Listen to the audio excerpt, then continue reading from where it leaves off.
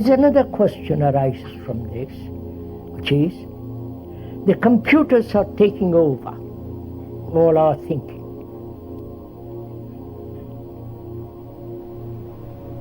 They outstrip man. They're going to, or already have done. They think much faster. They can learn and unlearn. And so keep on learning and discover that their learning is not complete and learn further. Which means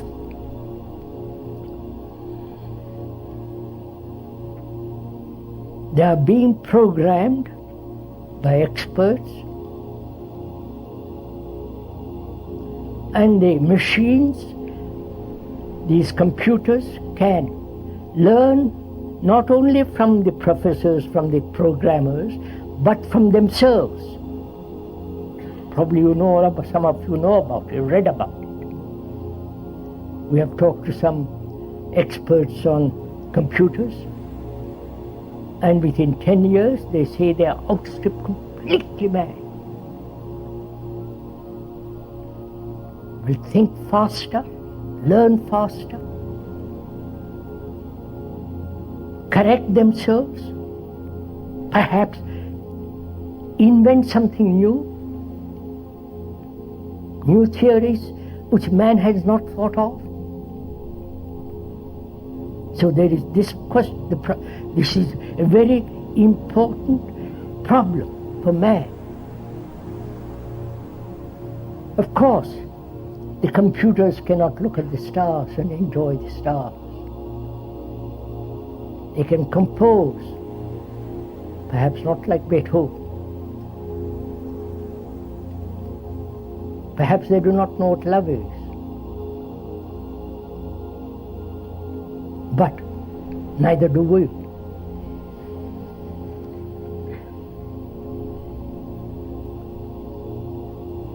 So there is this machine which is ultra intellectual machine, ultra intellectual machine it's called. They are inventing this. It's so rapid. So what becomes of man? You understand? Look at the problem, please. Face problems. What happens to us who have lived by exercising our brain, whatever little part of that brain is, and that little part is being taken over by a machine which is Superman brain, then what happens to each one of us? What happens to our brain, which is no longer being employed as a thinking machine? I wonder if you follow all this. I'm afraid you don't.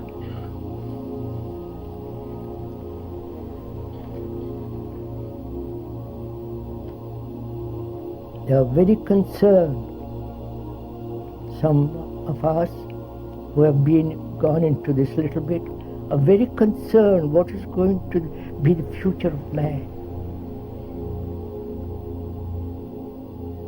When the machine can take over all the activities of the brain.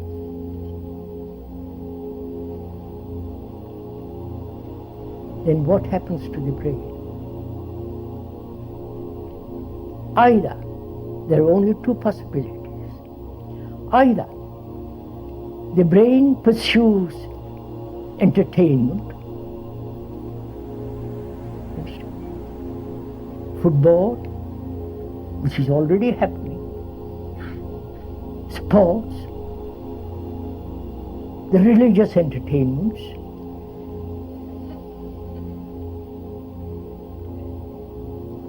that's one direction, to be amused, entertained. Or totally different thing, which is go pursue the inward process of man. the inward psychological discovery deeper and deeper. Those are the only two possibilities left to man. But the entertainment industry is already gaining.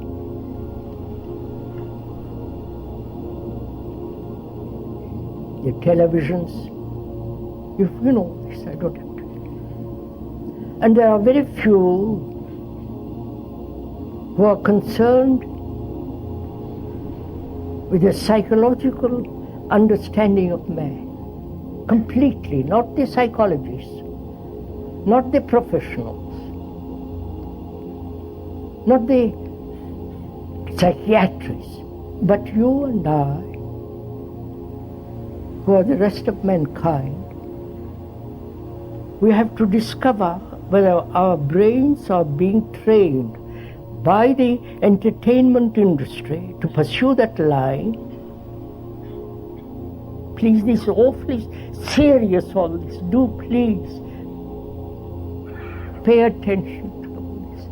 Either we pursue that or turn inward, not selfishly, not egocentric movement or ego trip, but to understand the whole psychological movement, the self, the me, the ego,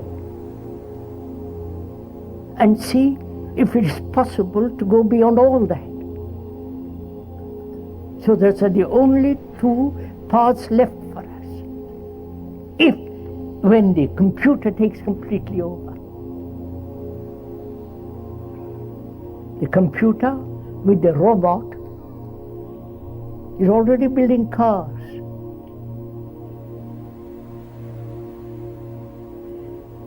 When the robot doesn't do properly, the computer tells it acts properly. You follow? So all that is being taken over gradually. So, what is a man to do? Understand my question? Do we think or observe individually, personally, from a particular condition, from a particular form of belief, prejudice, or do we free ourselves from all that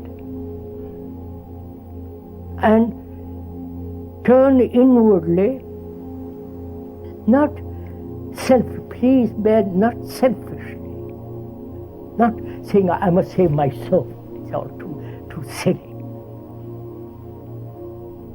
but to enter into a world which will eventually dominate the outer, which it is doing now. The ambitious politician may use party politics, but the ambition, the personal ambition, it overrides everything else. This is also obvious. So psychologically one has to understand the whole structure of the human being. Is that possible? Have we time? Have we enough energy